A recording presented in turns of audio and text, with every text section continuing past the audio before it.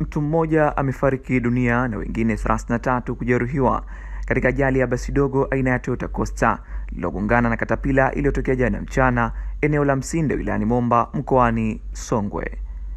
Kamanda wa polisi mkoani Songwe Agustino Senga amesema ajali hiyo imetokea jana Machi 10 mwaka 2025 saa 6 mchana ikihusisha gari aina ya Toyota Coaster na katapila. Amesema Coaster hiyo inafanya kazi ya kusafirisha abiria kati ya Ileje na Mbeya mjini. Kamanda Senga amesema gari hiyo linalomilikiwa na Bobu Mwampashi lilokuwa likiendeshwa na Juma Roja la miaka 47 ambaye alipata majeraha na anaendelea kupatiwa matibabu katika hospitali ya rufaa ya mkoa wa Songwe.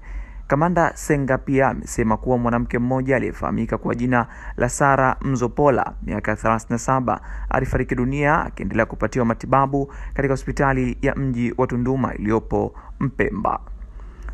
Kwa taarifa za awali, chanzo cha ajali hiyo ni kwamba dereva wa katapila alishindwa kudhibiti kugongana na gari hilo iliyosababisha majeraha kwa abiria na kifo cha mmoja, amesema Kamanda Senga. Amesema pia kuwa jeshi la polisi linaendelea kumtafuta dereva wa katapila aliyetoweka eneo la tukio baada ya kusababisha ajali hiyo na hatua za kisheria zitachukuliwa dhidi yake. Akizungumza na Mwananchi leo Machi 11 mwaka 2025, mganga mkuu wa halmashauri ya jiji la Tunduma Sebastian Siwale amethibitisha kupokea majeruhi 33 huku baadhi yao wakiwa wamevunjika miguu na mikono.